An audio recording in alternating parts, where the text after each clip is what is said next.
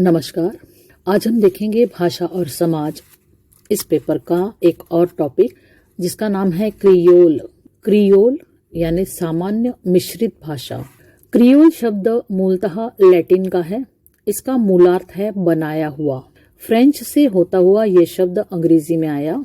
Pigeon भाषा बोलते बोलते जब इतना समय बीत जाए कि उस समुदाय की दूसरी पीढ़ी इसे मातृभाषा के रूप में ग्रहण करने लगे, तब उसे क्रियोल भाषा कहते हैं।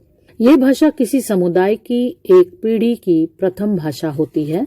इसे सामान्यतः मिश्रित भाषा भी कहते हैं। विभिन्न विद्वानों ने क्रियोल के विषय में अलग अलग मत दिए हैं, जो इस प्रकार है।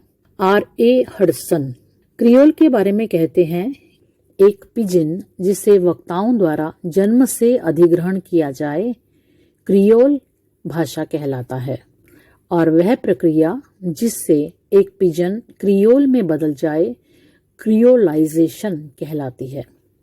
विकिपीडिया क्रियोल के विषय में जानकारी देता है कि एक क्रियोल या खिचड़ी भाषा वो स्थिर भाषा होती है जिसका प्रादुर्भाव विभिन्न भाषाओं के मिश्रण से होता है।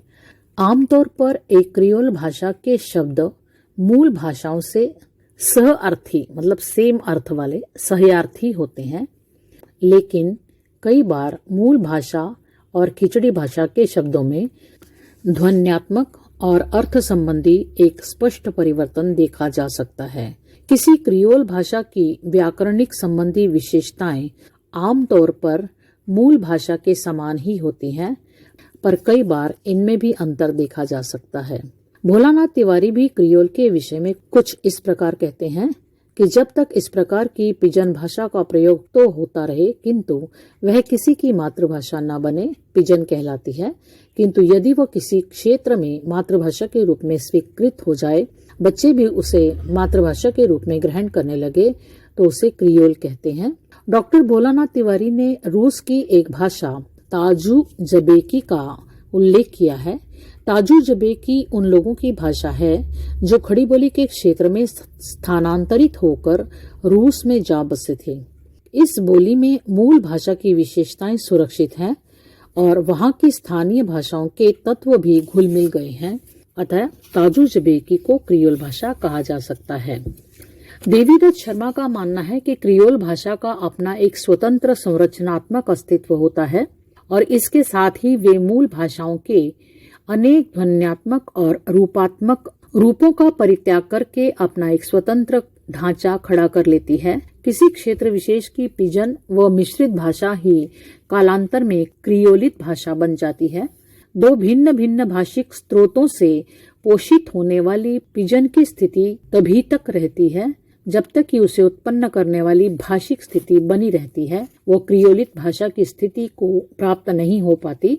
यह स्थिति तब आती है जबकि उस भाषा को बोलने वाले लोगों की आगामी पीढ़ियां उसे अपनी प्रथम भाषा के रूप में सीखती और उसका उसी रूप में प्रयोग करती हैं। इसका एक बहुत अच्छा उदाहरण दक्षिण अमेरिका और कैरेबियन क्षेत्र के बगानों के नाम करने वाले उन अफ्रीका के दासों की बोलियों में पाया जाता है, जिन्हें एक योजनाबद्ध रूप से अपने कबीलों के लोगों के साथ इसलिए नहीं रखा गया था कि वे कभी सम्मिलित होकर अपने प्रभुओं के विरुद्ध किसी प्रकार का विद्रोह न खड़ा कर सकें। उस समय उन लोगों में परस्पर आदान प्रदान की भाषा के रूप में मात्र पिजन ही प्रस्तुत हो पाती थी, किंतु इनकी आने वाली पीढ़ियों के बच्चों ने ही इसे अपनी प्रथम भाषा के रूप में पाया व अर्जित किया। क्रियोल भाषा की विशेषताएं इस प्रकार हैं। एक, व्यापकता।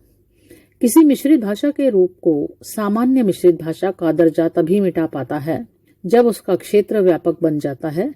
मिश्रित भाषा रूप की कामचलाऊ परिधि से बाहर निकलकर सामान्य मिश्रित भाषा अनेक लोगों की मातृभाषा बन जाती है। धीरे धीरे उसका क्षेत्र फैलता चला जाता है। दूसरी विशेषता है नियमबद्धता। सामान्य मिश्रित भाषा जब विकसित होने लगती है, तब उसे व्यवस्थित और मर्यादित बनाने के लिए व्याकरणिक नियमों का निर्माण भी किया जाता है। ऐसा करने से उसका रूप मानक भाषा बन जाता है। तीसरी विशेषता है विविधता। सामान्य मिश्रित भाषा व्यवस्थित बनने के बाद विभिन्न समूह, शिक्षा, व्यवसाय, सामान्य बोलचाल, सांस्कृतिक संपर्क आदि में व्यवहृत होने लगती है। इस प्रकार उसके प्रयोग में विविधता आ जाती है।